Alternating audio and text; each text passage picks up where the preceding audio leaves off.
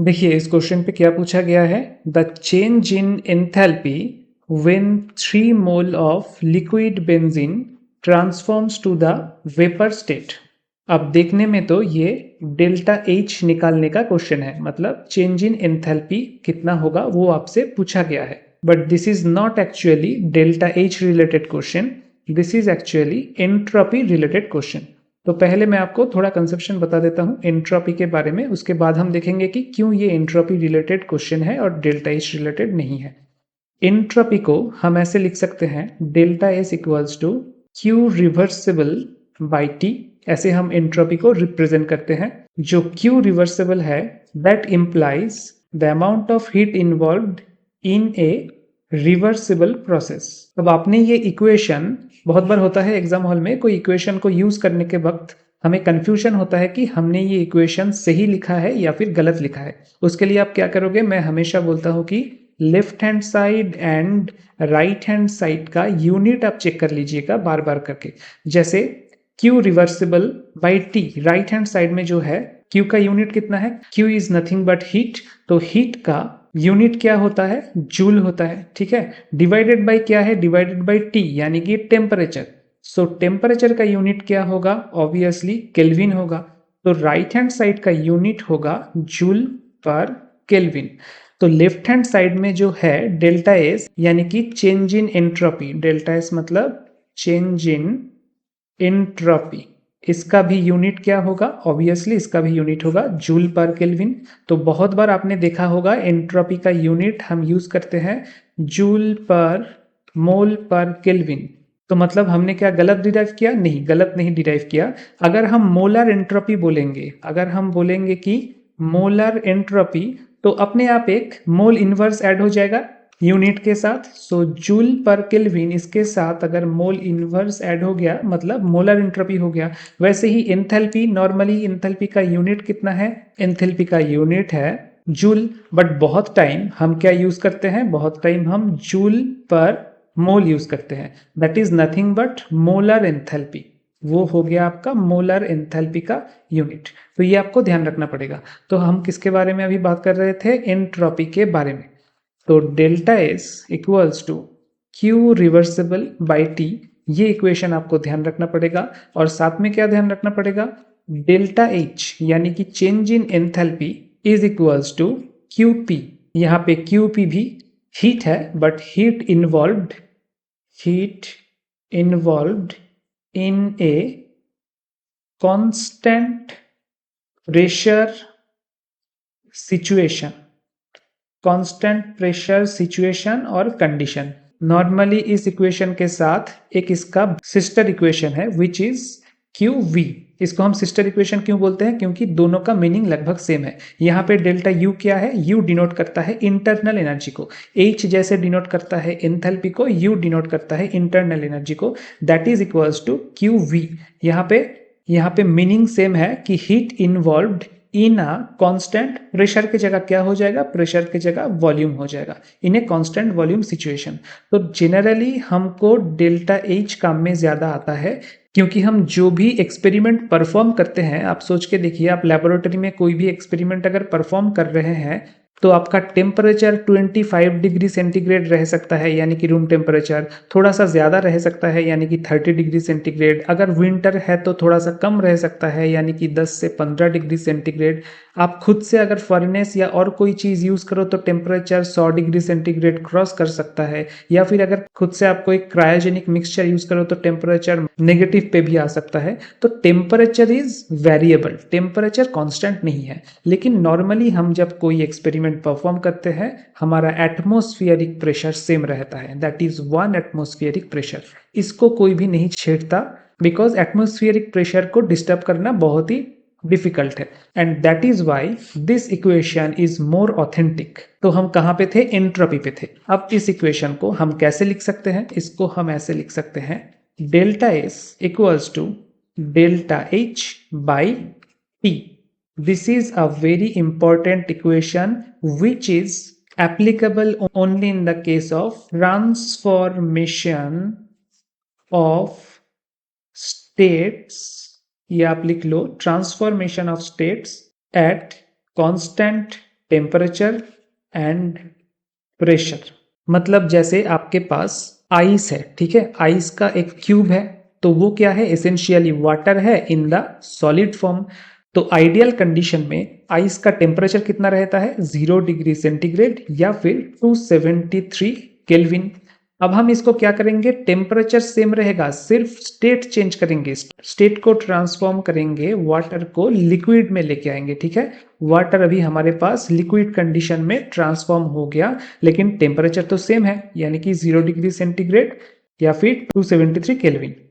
तो 0 degree centigrade water को, यानी कि आइस को 0 डिग्री सेंटीग्रेड लिक्विड वाटर में ट्रांसफॉर्म करने के लिए कितना एंट्रोपी चाहिए, उसको हम ऐसे लिख सकते हैं कि delta fusion S equals to delta fusion H by T. इसका मतलब क्या है, इसका मतलब है change in entropy, delta S मतलब entropy, change in entropy during fusion process. Fusion मतलब क्या, मेल्टिंग, मेल्टिंग को हम फ्यूशन बोलते हैं।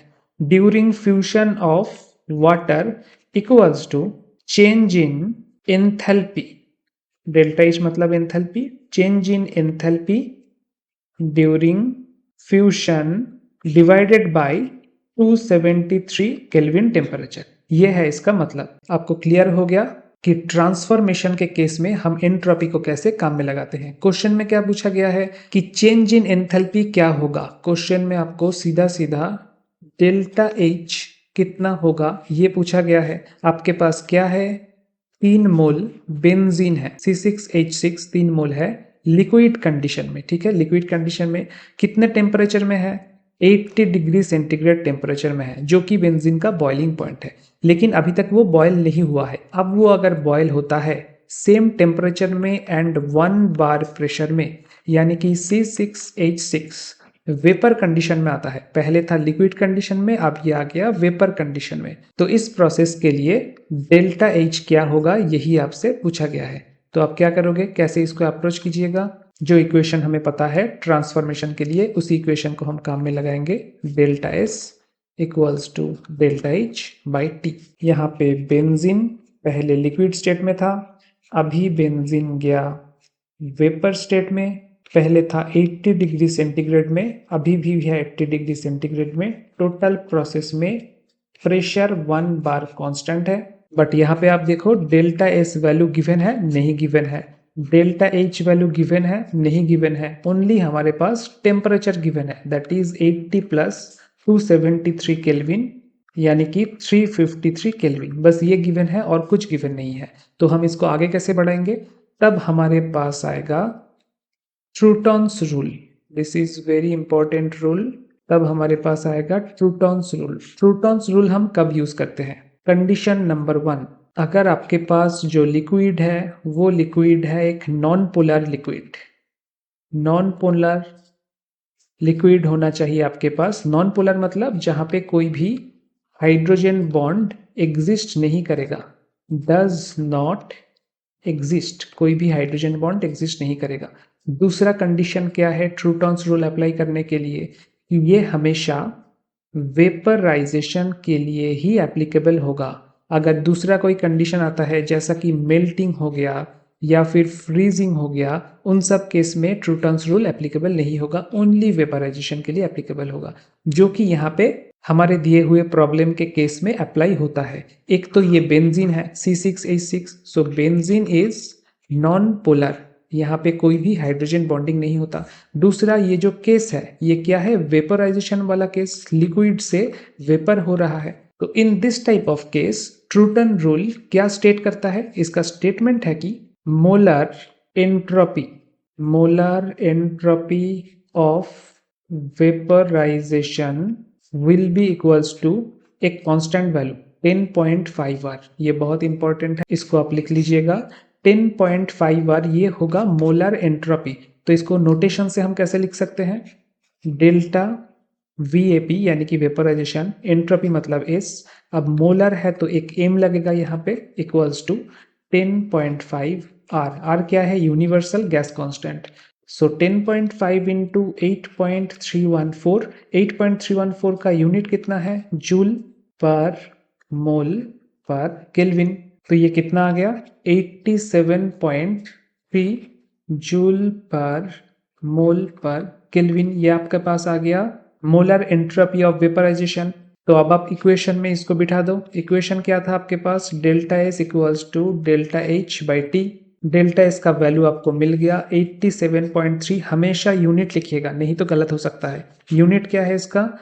Joule per mole per kelvin equals to delta H हमें पता नहीं, डिवाइडेड बाई टी। टेम्परेचर कितना है? हमें पता है कि 80 डिग्री सेंटीग्रेड में पूरा कारोबार हो रहा है, मतलब बेंजीन लिक्विड से बेंजीन वेपर हो रहा है। तो टेम्परेचर होगा 80 प्लस 273 यानी कि 353 केल्विन।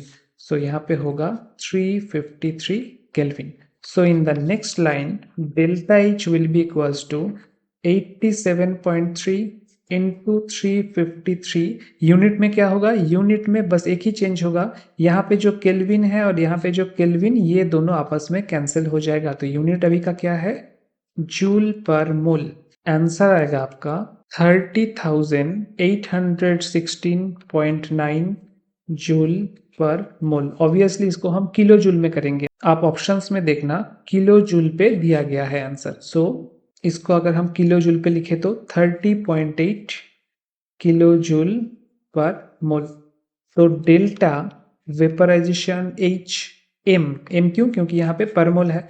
तो इसका वैल्यू कितना आ गया हमारे पास? 30.8 किलो जूल पर मोल आ गया। तो यही अगर हम आंसर करके आएंगे तो हमारा गलत हो जाएगा। क्यों? क्वेश्चन में दिया गया है आपके पास 3 मोल ऑफ बेंजीन प्रेजेंट है। हमने जो निकाला वो किस लिए निकाला? पर मोल, यानी कि 1 मोल बेंजीन के लिए।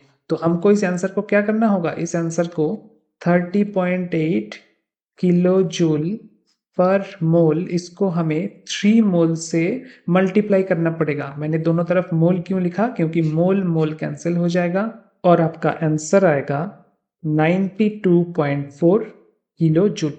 ये होगा आपका फाइनल आंसर। आप एक बार क्वेश्चन में देख लो। क्वेश्चन में यहाँ पे कोई ऑप्शन नहीं दिया गया है, ये एक न्यूमेरिकल है। तो यहाँ पे आप क्या वैल्यू पुट करोगे? 92.4 किलो जूल।